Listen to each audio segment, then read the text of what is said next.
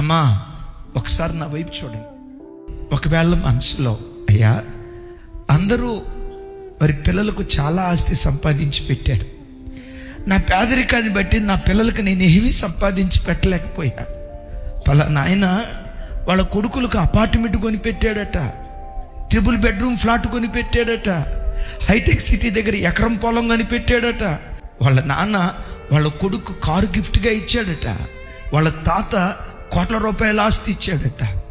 ఏంటో నా బ్రతుకులో నా పిల్లలకి నేనేం సంపాదించి పెట్టలేకపోయా, నా పిల్లలకి నేనేమి ఇవ్వలేకపోయా. దేవా, ఈ పేద తండ్రిగా నన్ను ఎందుకు పుట్టించావు? పేద తండ్రిగా నన్ను ఎందుకు మిగిల్చావు? నన్ను కూడా ఆశీర్వదిస్తే అందరి తల్లిదండ్రులు వారి పిల్లలకి ఇచ్చినట్లుగా నా పిల్లలకు కూడా నేను ఏదో ఒకటి ఇవ్వగలిగేవాడిని కదయ్యా. ఒట్టి చేతులు చూపించా, మొండి చేతులు చూపించా. ఎవరినో చూసుకొని ఎవరితోనో పోల్చుకొని ఒకవేళ నువ్వు కృంగ తీసుకుంటున్నావా? బిడ్డా, నీ పిల్లలకు కోట్ల రూపాయలు ఇవ్వకపోయినా పర్వాలేదు, నువ్వు కార్చే కన్నీటి ప్రార్థన ఉందే, దేవుని సన్నిధిలో నువ్వు నడిచిన పవిత్రమైన జీవితం ఉందే, కోట్ల రూపాయల డబ్బు కంటే మిక్కిలి ఆశీర్వాదం నీ భక్తి నీ పిల్లల మీద కుమ్మరిస్తుంది. వాళ్ళు ఇచ్చిన ఆస్తిపాస్తులు ఒక తరంతో అయిపోతాయి, 2 తరాలతో అయిపోతాయి. భక్తి సంబంధమైన ఆశీర్వాదం ఒక తరంతో అయిపోదు, 2 తరాలతో అయిపోదు, అమ్మా 3 తరాలతో అయిపోదు, 4 తరాలతో అయిపోదు. నా దేవుని వాక్యం ఉంటుంది, ఒకడు నా యందు భయభక్తులు కలిగి బ్రతికితే వాని భక్తిని జ్ఞాపకం చేసుకొని 1000 తరాల వరకు పిల్లలను నేను ఆశీర్వదిస్తాను అన్నాడు.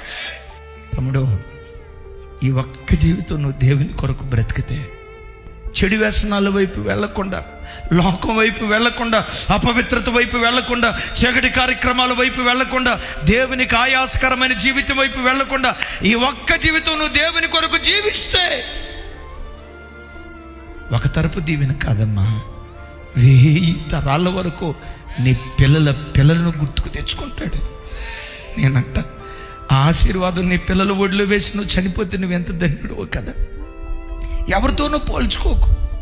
వాళ్ళ పిల్లలకు ఫ్లాట్లు కొని పెట్టారంటయ్యా, వీళ్ళకి స్థలాలు కొని పెట్టారంటయ్యా, వాళ్ళ కార్లు కొని పెట్టారంటయ్యా, వాళ్ళ పిత్రార్జితమే కోట్ల రూపాయలు ఉందటయ్యా.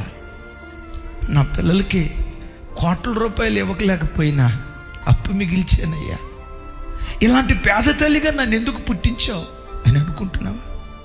ఇలాంటి పేద తండ్రిగా నన్ను ఎందుకు నిలవబెట్టావు అని అనుకుంటున్నావా? పర్వాలేదు, నువ్వు కార్చే కన్నీటి ప్రార్థన నీ పిల్లల భవిష్యత్తుకు కోట్ల రూపాయల కంటే అతి శ్రేష్టమైనది, అత్యంత విలువైనదే.